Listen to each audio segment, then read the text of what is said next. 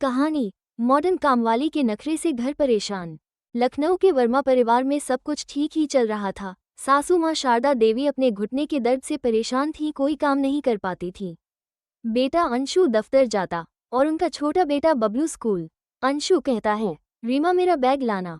जी ला रही हूँ। सारे काम बेचारी रीमा को करने पड़ रहे थे, क्योंकि कामवाली बिना बताए कहीं चली गई थी। सबकी जिंदगी रोज के धर्रे पर थी, बस दिक्कत थी तो नई कामवाली बाई की। रीमा कहती हैं, अंशु मैं सारे घर का काम कर कर के थक जाती हूँ, एक नई कामवाली रख लीजिए। अंशु कहता है, ठीक है मैं बात करता हूँ। इतना कहकर वो दफ्तर चला जाता है। अगली सुबह दरवाजे पर कोई आता है। रीमा और उसकी सास जाती हैं। मेरा नाम है कमला, लेकिन लोग मुझे कहते हैं किम। सिर पर हाई पोनी, कान में एयरपॉड, बालों में क्लच और चेहरे पर मेकअप का टचअप। पहली बार आई तो रीमा ने समझा शायद कोई कोचिंग की लड़की है, पर जब कहा मैं ही काम वाली हूँ तो सब दंग रह गए। रोज सुबह मेरी मेडिटेशन क्लास होती है, इसलिए 8 बजे से पहले मैं नहीं आ सकती। रीमा कहती है, ठीक है 8 बजे ही आ जाना। शुरुआत के 2 दिन तो घर में हलचल का माहौल बना रहा। कमला बर्तन छोड़कर फोन चलाती है, पोछा लगाते हुए फोन पर बातें करती। रीमा आकर कहती हैं, ये तुम क्या कर रही हो? मेम, मैं मॉडर्न काम वाली हूँ। डस्टिंग और झाड़ू मैं 90 की स्टाइल में नहीं करती, मेरी अपनी स्टाइल होती है। रीमा ने मांझी की ओर देखा, मांझी ने सिर पकड़ लिया। अगले दिन कमला 9 बजे आती है और कहती है, अब से मैं 9 बजे आया करूंगी, मेरी मेडिटेशन क्लास का टाइम बढ़ गया है। ठीक है ना। रीमा खामोश हो जाती है, ये सोचकर कि चलो थोड़ा काम तो कर ही देगी। एक दिन शारदा देवी झल्ला गई, कमला तुम यहाँ हमारा काम करने आती हो या फैशन शो करने? ये सब नहीं चलेगा। लेकिन कमला पर इन बातों का कोई असर नहीं होता। कमला के नखरे खत्म ही नहीं होते। अंशु कहता है, कमला मेरे लिए एक कप कॉफी बना दो।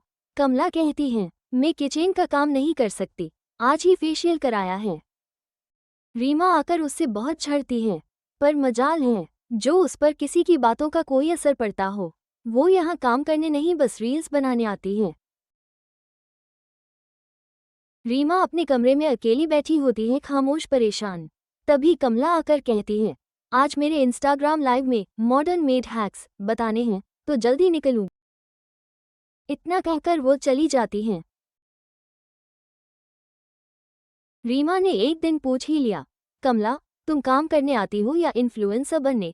कमला मुस्कुराकर बोली, मैम अब जमाना बदल गया है, मैं काम करते हुए कंटेंट बनाती हूँ। लोग मुझे देखकर सीखते हैं कैसे पोछा लगाए स्टाइल के साथ, और मेरे इंस्टा पर 15,000 फॉलोअर्स। एक दिन शारदा देवी ने दादी वाली फटकार लगाई, अरे बर्तन नहीं धोए तो घर में कल से नजर नहीं आओगी, ये रील्स बनाना बंद करो। कमला बोली, आंटी जी पॉजिटिव वाइब से ही तो घर में लक्ष्मी आती है, लगता है अब आपको भी इंस्टा खोलना पड़ेगा। शायद आपको भी कोई गुस्सैल सास की सीरीज ऑफर कर दे। शारदा देवी खून सा घूंट पीकर रह गई। आखिर एक दिन रीमा और मांझी ने बैठकर फैसला लिया कि अब ये नहीं चलेगा। आने दो, इसे मैं बात करती हूँ, या तो ये रील्स नहीं बनाएगी या फिर काम करने नहीं आएगी। जब कमला आए उन्होंने साफ साफ कहा, कमला या तो इंस्टा छोड़ो और सही से काम करो, या फिर कोई और रास्ता पकड़ो। कमला मुस्कुराई, फोन घुमाया और बोली, मैम अच्छा ही हुआ आपने कहा, आज ही एक ब्यूटी ब्रांड से कॉल आया है। अब मैं full time modern made influencer बनने जा रही हूँ। अगली सुबह कमला के जाते ही घर में जैसे सुकून आ गया। अगले दिन पुरानी कामवाली सुगंधा खुद लौट आई, मालकिन अब वापस आ गई। और हाँ, मोबाइल रखना छोड़ दिया। शारदा देवी ने चैन की सांस ली और बोली, चलो अब बर्तन की आवाज तो बर्तन जैसी होगी, डीजे नहीं।